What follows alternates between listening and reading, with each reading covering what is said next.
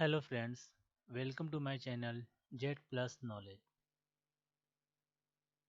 Friends, ये account previous year paper solution का दूसरा पार्ट है जिसमें सन 2022 के ऑब्जेक्टिव क्वेश्चन के question number 3, question number 4, question number 5 का कंप्लीट सॉल्यूशन कराया जाएगा। क्वेश्चन नंबर 1 और क्वेश्चन नंबर 2 पहले ही पार्ट 1 में कराया जा चुका है। जो इस चैनल पर नए हैं वो प्ले लिस्ट में जाकर उसे देख सकते हैं। तो ऑब्जेक्टिव क्वेश्चन का तीसरा प्रश्न है, पूंजी का वह हिस्सा जिसे कंपनी के समापन के समय मांगा जाता है कहलाता है। यानी पूंजी का, किसी कंपनी के पूंजी का वह हिस्सा जो कंपनी के समापन के समय मांगा जाता है, यानी कंपनी बंद होने की स्थिति में होती है तब मांगा जाता है, उसे क्या कहते हैं। तो हमारे पास 4 ऑप्शन है, आरक्षित पूंजी, अयाचित पूंजी, निर्गमित पूंजी या अधिकृत पूंजी। ये चारों में से कोई एक ही ऑप्शन सही होगा। तो पहले हम इस चारों के बारे में जान लेते हैं कि ये चारों को कहते क्या है, इसका अर्थ क्या है, इसकी परिभाषा क्या है। उसी के आधार पर हम इस प्रश्न का उत्तर देंगे। आरक्षित पूंजी, जिसे हम रिजर्व कैपिटल भी कहते हैं, एक फर्म अपनी गैर जरूरी पूंजी के लिए एक हिस्से को केवल तभी मांगे जाने के लिए अलग रख सकती है जब फर्म का समापन हो। यह पूंजी केवल फर्म के समापन की स्थिति में लेनदारों के लिए उपलब्ध है। तो ये जो रिजर्व कैपिटल का जो पैसा होता है वो किसके लिए उपलब्ध होता है? केवल लेनदारों के लिए। किस स्थिति में? फर्म के समापन की स्थिति में सिर्फ लेनदारों के लिए ही वो उपलब्ध होता है। हम इसकी परिभाषा को और अच्छे समझ सकते हैं। क्या है? कंपनी अधिनियम 2013 की धारा 99 के अनुसार ये जो आरक्षित पूंजी बनाई जाती है वो किस अधिनियम के अनुसार? कंपनी अधिनियम 2013 की धारा 99 के अनुसार क्या है कि आरक्षित पूंजी का अर्थ शेयर, ये भोयर लिखा हुआ ये हमारा है शेयर, हमारा शेयर। आरक्षित पूंजी का अर्थ शेयर पूंजी के उस हिस्से से है, इस पूंजी के शेयर पूंजी के उस हिस्से से है जिसे समापन पर ही मांगा जाएगा, अन्यथा नहीं। यानी कि यह जो हमारा आरक्षित पूंजी का पैसा होता है ये तभी मांगा जाता है जब कंपनी का समापन हो, अन्यथा इस पैसे को नहीं मांगा जाएगा। इस राशि को बैलेंस शीट में नहीं दिखाया जाता है और इस जो हमारा रिजर्व कैपिटल होता है इसे बैलेंस शीट में भी नहीं दर्शाया जाता है। आरक्षित पूंजी कोष बनाने की कोई बाध्यता नहीं है, यानी कोई कंपनी पे कोई बाध्यता नहीं कि आरक्षित पूंजी बनाए ही नहीं, ये जरूरी नहीं है। कोई भी कंपनी चाहे तो बना सकती है, चाहे न बनाए। हाँ, अगर बनाएगी तो उसके लिए कुछ कंडीशन होगा। तो चलिए देखते हैं कि यदि कोई कंपनी आरक्षित पूंजी बनाना चाहती है तो इसकी एक विशेष सहमति की आवश्यकता होती है, यानी कि इसका एक लीगल प्रोसेस होता है। उसी के आधार पर आरक्षित पूंजी या रिजर्व कैपिटल खाता बनाया जाता है। सेकेंड पॉइंट पे चलते हैं हम, सेकेंड ऑप्शन पे। सेकेंड ऑप्शन हमारा क्या है? अयाचित पूंजी। अयाचित पूंजी क्या होता है? तो जैसे आप लोग पढ़े होंगे अंशों का निर्गमन, अंशों का हरण। तो अयाचित पूंजी ऐसे पूंजी कहते हैं जो अभी लेना है, लिए नहीं है, यानी कि शेयर होल्डर से अभी लेना है, लिए नहीं है, तो उसे कहते हैं अयाचित पूंजी। देख लेते हैं, लिखा यह वह भाग है जिस पर अंशों के संबंध में अभी तक याचना नहीं की गई है। यानी कि यह वह भाग होता है, यह पूंजी का वह भाग होता है जो अभी तक याचना, जिसकी अभी तक याचना नहीं की गई, जिसे अभी तक मांगा नहीं गया है। इस पूंजी के भुगतान के लिए कभी भी याचना की जा सकती है और इस पूंजी के भुगतान के लिए कभी भी याचना किया जा सकता है, यानी कि भुगतान के लिए कभी भी इसे मांगा जा सकता है। तो ऐसे भाग को अयाचित पूंजी कहते हैं, यानी ऐसा भाग क्या कहलाता है? अयाचित पूंजी कहलाता है, यानी अनकॉल्ड कैपिटल, जिसे अभी मांगा नहीं गया है। अब इसी के साथ अयाचित पूंजी के साथ हम इसका एक पॉइंट और देख लेते हैं कि याचित पूंजी क्या होता है? Called capital. ये बहुत ही इंपॉर्टेंट है हमारा याचित पूंजी। तो कंपनी द्वारा अंशों के आवेदन, आवंटन तथा याचनाओं पर जिस राशि की याचना की जाती है उस संपूर्ण राशि के योग को याचित पूंजी कहते हैं। यानी याचित पूंजी कैसे कहते हैं?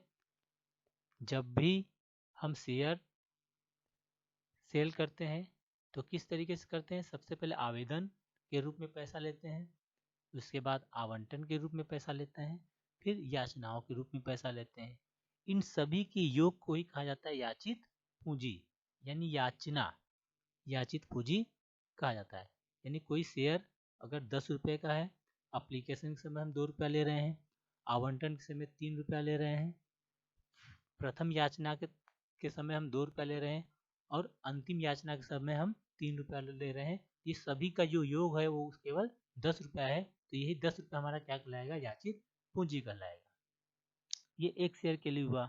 अगर 1000 शेयर हुआ तो उसी का मल्टीप्लाई कर लेंगे तो हमारा कुल याचित पूंजी हो जाएगा। इसे कहते हैं याचित पूंजी। तो अयाचित पूंजी, याचित पूंजी आपको समझ में आया होगा। चलते हैं हम अगले तीसरे पॉइंट की ओर बढ़ते हैं। तो तीसरा हमारा जो पॉइंट है वो है अधिकृत पूंजी। अधिकृत पूंजी क्या होता है? इसे हम नाम मात्र पूंजी भी कहते हैं या पंजीकृत पूंजी भी कहते हैं। यानी यह अंश पूंजी की वह राशि है जिसे जारी करने के लिए कंपनी अधिकृत है, यानी कंपनी को अधिकार है। सेकंड ऑप्शन है यह वह अधिकतम धनराशि है जिसे कंपनी अंश जारी करके एकत्र करने की अधिकारी है। यानी यह अधिकतम धनराशि होता है जिसे कंपनी अंश जारी करके एकत्र करता है, इकट्ठा करता है, शेयर को सेल करके इकट्ठा करता है। अधिकृत पूंजी उसी पूंजी को कहते हैं। यानी अधिकृत पूंजी ऐसे पूंजी को बोलते हैं जो मार्केट से लिया जाता है। कैसे? शेयर को बेच करके। जो कंपनियां क्या करती है? शेयर को बेचती हैं और शेयर बेच करके वो क्या करती हैं? पैसा इकट्ठा करती हैं, यानी कि कह सकते हैं लोगों को कंपनी में पार्टनर बनाती है। तो ऐसे पूंजी को कहते हैं हम अधिकृत पूंजी। कितना उसको अधिकार है मार्केट से पैसा उठाने का, तो ये फिक्स होता है हर कंपनियों का। तो चलिए हम आगे देखते हैं। इस पूंजी की मात्रा कंपनी की व्यापारिक आवश्यकताओं पर निर्भर करती है। यानी कि किसी कंपनी को कितनी पूंजी की आवश्यकता है ये उसकी व्यापारिक आवश्यकताओं पर निर्भर करेगी। पॉइंट है, इस पूंजी को निर्धारित प्रक्रिया का पालन करके बढ़ाया या घटाया जा सकता है। यानी कोई भी कंपनी अगर अपने अधिकृत पूंजी को बढ़ाना या कम करना चाहती है तो उसके लिए एक निर्धारित प्रक्रिया है, उसका पालन करके वो अपने अधिकृत पूंजी को चाहे तो घटा सके चाहे तो वो बढ़ा सके। अधिकतर कंपनियां अपने अधिकृत पूंजी को बढ़ाने की कोशिश करती हैं क्योंकि वो चाहती कि ज़्यादा से ज़्यादा पैसा वो मार्केट से उठा सके। ये होता है अधिकृत पूंजी। यानी कोई कंपनी को अधिकार होता है कि वो कितने रुपए तक मार्केट से उठा सकता है, ये होता है उसको अधिकृत पूंजी। अब इसी के साथ हमारा क्या है अगला पॉइंट? निर्गत पूंजी।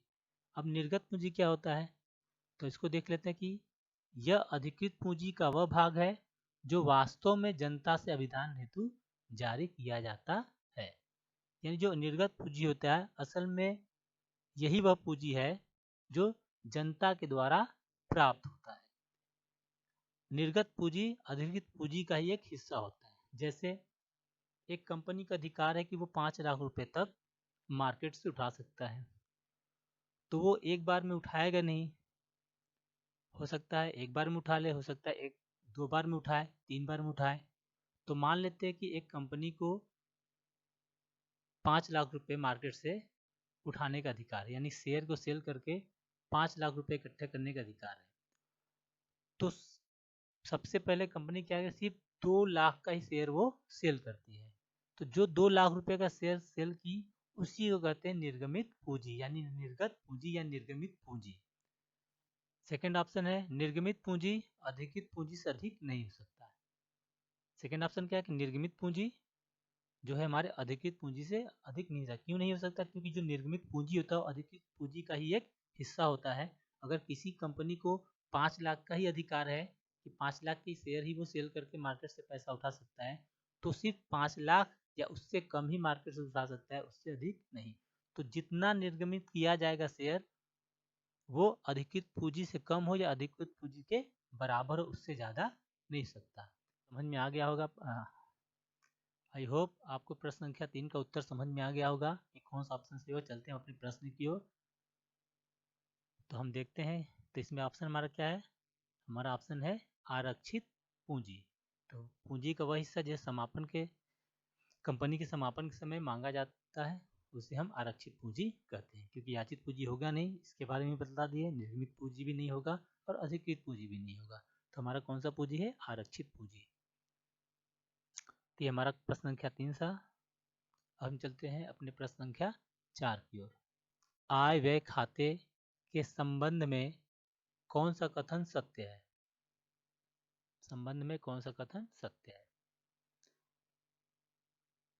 तो पहला ऑप्शन है, यह खाता गैर व्यापारिक संस्थाओं द्वारा बनाया जाता है। सेकेंड ऑप्शन है, प्राप्ति भुगतान खाते के आधार पर बनाया जाता है।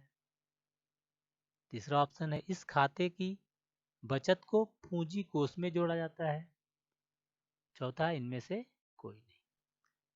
तो सबसे पहले हम ये जान लेते हैं कि आय व्यय खाता होता क्या है, ताकि हम ये जान सकें कि इन चारों में से कौन सा ऑप्शन करेक्ट होगा। तो चलिए हम देखते हैं आय व्यय खाता। तो आप देख सकते हैं आय व्यय खाता, जिसको हम बोलते हैं इनकम एंड एक्सपेंडिचर अकाउंट।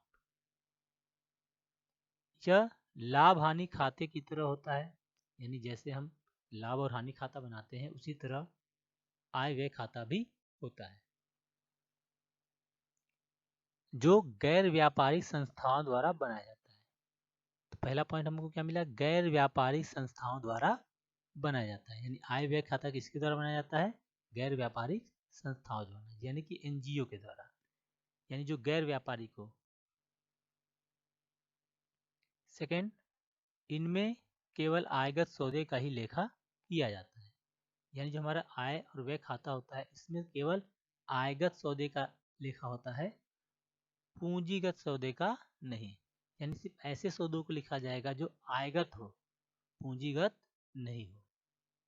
तीसरा ऑप्शन है हमारा, यह खाता प्राप्ति और भुगतान खाते के आधार पर बनाया जाता है। यह खाता किसके आधार पर बनाया जाता है?